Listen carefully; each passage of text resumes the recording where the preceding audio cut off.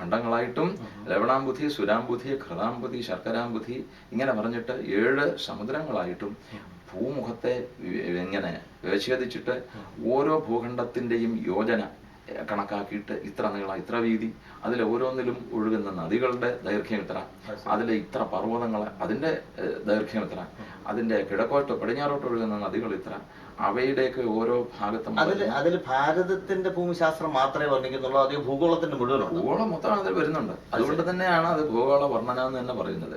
അതില് ജംബുദ്വീപം എന്ന് പറയുന്ന ഭാഗം ഏഷ്യ, അതിലെ ഭാരതഖണ്ഡം, അതിനകത്ത് വിശദമായിട്ട് നവഖണ്ഡങ്ങൾ വിശദീകരിച്ചിരിക്കുന്നു. അതിൽ ഭാരതം ഇവിടെ കിടക്കുന്നു, എല്ലാം വിശദമായിട്ട് പറഞ്ഞു വെച്ചിട്ടുണ്ട്. കഴിഞ്ഞ തവണ ശ്രീമദ് ഭാഗവത മഹാസത്രം തൃശ്ശൂര് നടന്നപ്പോൾ ഈ സബ്ജക്റ്റ് ആയിരുന്നു എനിക്ക് അവതരിപ്പിക്കാൻ. അങ്ങനെ ചോദ്യം വന്നതിലും സന്തോഷം. അത് ശരി. ഇപ്പൊ ഭാഗവതത്തില് പല ശാസ്ത്ര സംബന്ധിയായ വിഷയങ്ങളും ഭക്തിപരമായ വിഷയങ്ങളും എല്ലാം ഉണ്ടല്ലോ. അപ്പൊ ഈ ഇപ്പോഴത്തെ തലമുറയ്ക്ക്, ചെറുപ്പക്കാർക്ക് അതിൽ നിന്നും പഠിക്കാനായിട്ട് എന്താണ് ഉള്ളതെന്നാണ് അങ്ങയുടെ അഭിപ്രായം? ഭാഗവതത്തില് വളരെ ശാശ്വതമായ ജീവിത മൂല്യങ്ങളെ പറ്റിയുള്ള ആഖ്യാനം എല്ലാ സ്കന്ധങ്ങളിലും വരുന്നുണ്ട്. അതില് ഓരോ കഥയും എന്തിനു പറഞ്ഞു വെച്ചിരിക്കുന്നു എന്ന് ശീർഷക ബ്രഹ്മർഷി തന്നെ പറഞ്ഞു വെച്ചിട്ടുണ്ട്.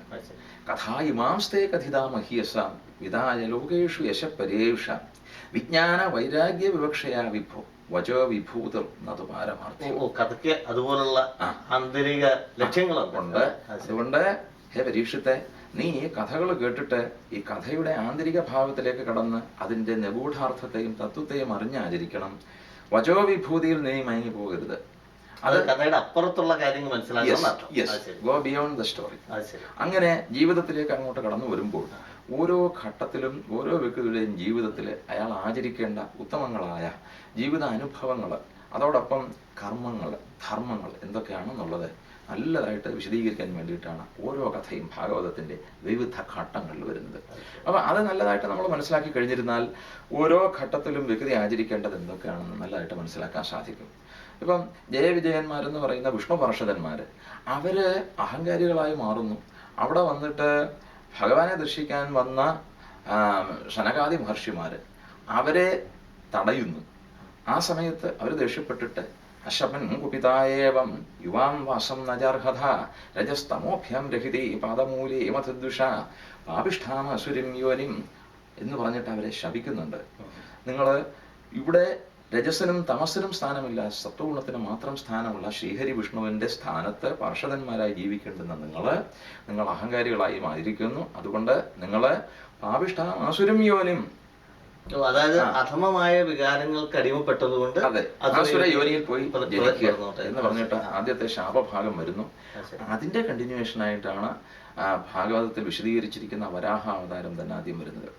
ആ വരാഹാവതാരത്തിലെ ഹിരണ്യാക്ഷ കഥ വരുന്നു. അത് കഴിഞ്ഞ് നരസിംഹാവതാരം വരുന്നു. ആ നരസിംഹാവതാരത്തില് പുത്രനും പിതാവും 2 വിരുദ്ധ ധ്രുവങ്ങളിൽ നിൽക്കുന്ന സംസ്കാരമാണ് നമ്മൾ ദർശിക്കുന്നത്. അതായത് അസുര രീതിയിലും ദേവരീതിയിലും. അപ്പൊ അവിടെ ജന്മം കൊണ്ടല്ല അസുരനെയും ദേവനെയും നിർണ്ണയിക്കുന്നതെന്ന് ഭാഗവതം നമുക്ക് ബോധ്യപ്പെടുത്തി തരികയാണ്. സംസ്കാരം കൊണ്ടാണ് പ്രവർത്തനങ്ങൾ.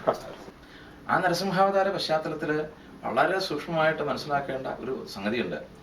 വിശേഷിച്ചും ചെറുപ്പക്കാരായ ദമ്പതികള് ശ്രദ്ധിക്കേണ്ട, കുട്ടികളെ വളർത്തുന്നതിനകത്ത് വരുന്ന ഒരു വലിയ ശാസ്ത്രം. കൗമാരയെ ആചരേ പ്രാജ്ഞ ധർമാൻ ഭാഗവതാനിഹ. ഭാഗവതം തരുന്ന ഒരു വലിയ വാല്യൂ ബേസ്ഡ് കൺസെപ്റ്റ് അത്. കൗമാരയെ ആചരേ പ്രാജ്ഞ. വളരെ ചെറിയ പ്രായം മുതൽക്ക് കുട്ടികളുടെ മനസ്സിലെ ഭാഗവതാൻ ധർമാൻ, ഉത്തമ ഭാഗവത ധർമ്മങ്ങൾ ഹൃദയത്തിൽ ഊട്ടി ഉറപ്പിച്ചിട്ട് കുട്ടികളെ വളർത്തണം. അങ്ങനെ വന്നില്ലെങ്കിൽ അവർ ഒരു പർട്ടിക്കുലർ പീരീഡ് കഴിയുമ്പോഴത്തേക്ക് മൂല്യബോധം എന്ന് പറയുന്ന സംഗതി മനസ്സിലില്ലാതെ ഇവർ വഴിതെറ്റിപ്പോകുന്ന അവസ്ഥ വരും. നേരെ മറിച്ച് ഈ മൂല്യബോധാധിഷ്ഠിതമായൊരു ജീവിതക്രമം ധർമാൻ ഭാഗവതാൻ എടുത്തു പറയുന്നുണ്ട്. ആ ഭാഗവത അധിഷ്ഠിതമായ ധർമ്മത്തെ, ഉത്തമമായ ജീവിത ലക്ഷ്യത്തെ പറ്റിയുള്ള കൺസെപ്റ്റിനെ ഹൃദയത്തിൽ ഉൾക്കൊണ്ടുകൊണ്ട് കുഞ്ഞുങ്ങളെ വളർത്തിയെടുത്തു കഴിഞ്ഞിരുന്നാൽ ആ കുട്ടികളെ വഴിതെറ്റുകയില്ല.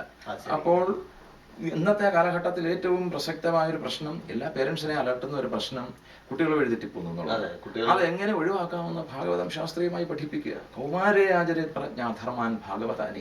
ചെറുപ്പത്തിലെ വളരെ ചെറിയ പ്രായം മുതലേ, സ്പോർട്സിൽ പറയില്ലേ ക്യാഷ് ദം യങ്, അത് തന്നെ ഭാഗവതത്തിൽ പറയുന്നു. വളരെ ചെറിയ പ്രായത്തിൽ ഈ മലീമസങ്ങളായ സങ്കല്പങ്ങൾ കൊണ്ട് മനസ്സ് നിറയുന്നതിന് മുമ്പ് ധർമാൻ ഭാഗവതാൻ മനസ്സിൽ നിറച്ചു ബേസ് ഉണ്ടാക്കി കൊടുക്കുക.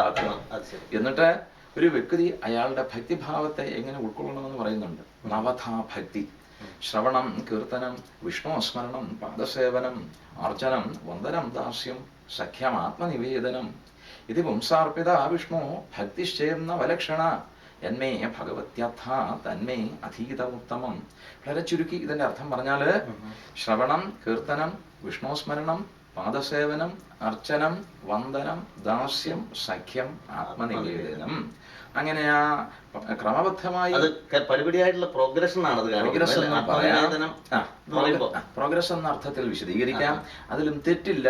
പക്ഷേ അതിനേക്കാൾ കുറെ കൂടെ ഓരോ വ്യക്തിയും ഈ ഓരോ ഘട്ടത്തിന്റെ ഭാവത്തെ അതിന്റെ സമഗ്രതയിൽ ഉൾക്കൊള്ളണമെന്നും പറയുന്നുണ്ട്. ഒരു ഘട്ടത്തിൽ നിന്ന് മറ്റേ ഘട്ടത്തിലേക്ക് പോകുമ്പോൾ അദ്ദേഹത്തിന് അങ്ങ് വിട്ടല്ലോ, ഇത് അത് പാടില്ല. എല്ലാം കൂടി സമന്വയിപ്പിച്ചു കൊണ്ട് നടക്കുന്ന ഒരു സംസ്കാരം കുട്ടികൾക്ക്. അതെ, ഇപ്പം അവിടെ ആത്മസമർപ്പണത്തിന്റെ അവസ്ഥ എത്തിയാൽ പോലും ശ്രവണവും കീർത്തനവും വിഷ്ണുസ്മരണവും പറ്റില്ല. അപ്പൊ അങ്ങനെ സമഗ്രതയോടുകൂടെ എങ്ങനെ ഭക്തിഭാവത്തെ ഉൾക്കൊണ്ടുകൊണ്ട് വ്യക്തി ജീവിതത്തെ കരുപിടിപ്പിക്കുന്ന ബാല്യം മുതൽക്ക് കുഞ്ഞുങ്ങളെ വളർത്തണമെന്ന് പഠിപ്പിക്കുന്നതിന്റെ ഒരു നമ്പർ 1 ചൈൽഡ് ക്രാഫ്റ്റ് നമുക്ക് പ്രഹ്ലാദ ഉപാഖ്യാനത്തിൽ നിന്ന് ലഭിക്കുകയാണ്. അങ്ങനെ അവിടെ മുതൽക്ക് ആരംഭിക്കുന്ന ഓരോ ഘട്ടത്തിലേക്ക് നമ്മൾ കടന്നു പോയി കഴിഞ്ഞിരുന്നാല് ഭാഗവതം ഓരോ ഘട്ടത്തിലും നമുക്ക് തരുന്ന മെസ്സേജസ് വളരെ വലുതാണ്. ഇപ്പൊ നരസിംഹ അവതാരത്തിന്റെ ബേസിലുള്ള നമ്മുടെ സാരോപദേശം എങ്ങനെയാണെന്ന് പറഞ്ഞു. അപ്പൊ ഈ നമ്മുടെ 10 അവതാരങ്ങൾ, മത്സ്യകൂർമ്മ വരാഹസ എന്ന് പറയുമ്പോൾ ഈ 10 അവതാരങ്ങളെ പറ്റിയുള്ള വിശദമായ വർണ്ണനകള് ഭാഗവത ശ്രീ മഹാഭാരതത്തിലുണ്ട്. അപ്പൊ അത് നമ്മൾ നോക്കിക്കഴിഞ്ഞാൽ ഇപ്പോഴത്തെ ആധുനിക രീതിയിൽ നോക്കിക്കഴിഞ്ഞാൽ ജലജീവിയായിട്ട് വന്ന് ജലത്തിലും കരയിലും ജീവിക്കുന്ന ജീവിയായി, പിന്നെ മനുഷ്യനും മൃഗവുമായി, അങ്ങനെയുള്ള പടിപടിയായിട്ടുള്ള ഉയർച്ചയെ പറ്റി നമ്മുടെ ആധുനിക ശാസ്ത്രം പോലും പറയുന്നുണ്ട്. ആദ്യം ജീവന്റെ തുടിപ്പുകൾ ഉണ്ടായത് ജലഗണത്തിലാണെന്നൊക്കെ പറഞ്ഞിട്ടുള്ള ആ ബേസിക് കൺസെപ്റ്റ് ഉണ്ടല്ലോ. അത് ഭാഗവതത്തിൽ എങ്ങനെയാണ് അത് സമന്വയിപ്പിക്കാൻ പറ്റിയിട്ടുള്ളത്? ഈ അവതാരക്രമം വിശദീകരിക്കുമ്പോൾ ഭാഗവതത്തിന് ഒരു പ്രത്യേകതയുണ്ട്. ആദ്യം വിശദീകരിച്ചിരിക്കുന്ന വരാഹാവതാരം, മത്സ്യാവതാരമല്ല. മത്സ്യാവതാരത്തിന്റെ കണ്ടക്സ്റ്റ് പിന്നീട് മാത്രമാണ് വരുന്നത്. എന്തുകൊണ്ട് അങ്ങനെ വരുന്നു എന്ന് ചോദിച്ചാൽ വളരെ സിമ്പിളായിട്ട് മനസ്സിലാക്കേണ്ട ഒരു അടിസ്ഥാന തത്വമുണ്ട്. പറയുന്ന ആള് ശ്രീശുക ബ്രഹ്മർഷിയാണ്. ഒരു ചോദ്യം ചെല്ലുമ്പോൾ മാത്രമേ ഉത്തരമുള്ളൂ. അദ്ദേഹം വലിഞ്ഞു കയറി ചോദ്യം ചോദിക്കുകയോ ഉത്തരം പറയുകയോ ചെയ്യുന്ന ആളല്ല. ഒരു ചോദ്യം വരുന്നത് വരെ ഉത്തരവില്ല. അപ്പോൾ ഈ മത്സ്യാവതാര പ്രകരണം വരുന്നത് അഷ്ടമസ്കന്ധത്തിലാണ്. അതുവരെ അതിന്റെ മറുപടി പറയുന്നില്ല. പക്ഷേ നമുക്ക് ലോജിക്കലി മനസ്സിലാക്കാൻ സാധിക്കുന്നുണ്ട്. ശ്രീശോബ്രഹ്മർഷി തന്നെ പറയുന്നുണ്ട്, ഭഗവാൻ ആദ്യം മത്സ്യാവതാരം സ്വീകരിച്ച് ലീലകൾ ആരംഭിച്ചു. അങ്ങനെ വന്നിട്ടുള്ള ഭാഗവതത്തിലെ അവതാര വർണ്ണന വളരെ ശാസ്ത്രീയമായും സമഗ്രമായും കൃഷ്ണാവതാരത്തിൽ എത്തുമ്പോൾ പൂർണ്ണ പുരുഷോത്തമനായി കൃഷ്ണസ്തു ഭഗവാൻ സ്വയം എന്ന പൂർണ്ണ പുരുഷോത്തമ ഭാവത്തിലുള്ള കൃഷ്ണാവതാരവും കൃഷ്ണ കഥയുടെ മഹാത്മ്യം വിശദീകരിക്കാൻ വേണ്ടിയിട്ട് ബാക്കി വളരെ വിശദമായ 90 അധ്യായങ്ങളെ നീക്കി വെച്ചുകൊണ്ട് ദശമം അതിൻ്റെ സമഗ്രതയിലെത്തുകയും ചെയ്യുന്നു. അത് കഴിഞ്ഞ ശേഷം ഏകാദശം എന്ന് പറയുന്നത് ഭാഗവത ഗീത എന്നാണ് ഏകാദശ സ്കന്ധത്തെ പറ്റി പറയുന്നത്. ഭഗവത്ഗീത ശ്രീകൃഷ്ണ ഭഗവാൻ അർജുനന് ഉപദേശിച്ചതാണെങ്കിൽ ഭാഗവത ഗീത ഉദ്ധവർക്ക് ഉപദേശിച്ച ഗീത എന്നും പറയും. ആ ജ്ഞാനമാർഗത്തിന്റെ കണ്ടൻസ്ഡ് ഫോർമാറ്റാണ്. അപ്പൊ അങ്ങനെ വളരെ വലിയ ഒരു അവതാര ക്രമത്തെ പറ്റി പറഞ്ഞു വന്ന് അത് കൃഷ്ണതത്വത്തിന്റെ പൂർണ്ണതയിലെത്തി കൃഷ്ണ അവതാരത്തിലെ സമസ്ത ലീലകളെയും വിശദീകരിച്ചിട്ട് അവസാനം ഉദ്ധവന് കൊടുക്കുന്ന ഉപദേശം എന്ന മട്ടിൽ എക്കാലത്തേക്കും കടന്നു വരുന്ന പിൽക്കാല മാനവരാശിക്ക് മൊത്തവുമായിട്ട് നൽകിയിട്ടുള്ള അതിബൃഹത്തായ ഉപദേശങ്ങളുടെ ആകത്തുകയാണ് 21 ചോദ്യങ്ങൾ കൂടെ വരുന്ന ഉദ്ധവരുടെ സംശയ നിവാരണത്തിനുള്ള ഭഗവാന്റെ കർമ്മപദ്ധതി. അപ്പോ ഹരിജി ഉദ്ധവ ഗീതയെ പറ്റി പറഞ്ഞു. അപ്പൊ അതിനു മുമ്പുള്ള നമ്മുടെ പൂർണ്ണ പുണ്യാവതാരം എന്നുള്ള മട്ടിലാണല്ലോ ശ്രീകൃഷ്ണാവതാരം ദശമസ്കന്ധമുള്ളത്. അപ്പൊ ആ ദശമസ്കന്ധത്തിലേക്കുള്ള പടിപടിയായിട്ടുള്ള ഒരു ആമുഖമാണ് അതുവരെയുള്ള സ്കന്ധങ്ങൾ എന്നും പറഞ്ഞു വെച്ചത്. ഈ ദശമസ്കന്ധത്തിന്റെ പ്രത്യേകത നമ്മൾ ചെറുതായിട്ടൊന്ന് വിവരിക്കുകയാണെങ്കിൽ എന്തായിരിക്കും? ദശമസ്കന്ധമാണ് ശരിക്കും ഭാഗവതത്തിന്റെ മുഖം. അത് സപ്താഹകാരന്മാര് 2-3 ദിവസം അതിനുവേണ്ടി മാത്രം ചെലവഴിക്കും. അല്ലേ? അത്രയുണ്ട്. കാരണം 90 അധ്യായങ്ങളാണ് ദശമത്തിൽ വരുന്നത്. അത്രയും സുദീർഘമായ അധ്യായം വേറൊന്നിലും വരുന്നില്ല. ശ്ലോകസംഖ്യയും ഏറ്റവും കൂടുതലുള്ളത് ദശമസ്കന്ധത്തിൽ. അപ്പോൾ ദശമം ഭാഗവതത്തിന്റെ മുഖമാണെന്ന് പറയുന്നു. എന്നിട്ട് കർണ അക്ഷി നാസികായുക്തം സർവാർത്ഥ പരിപൂരിതം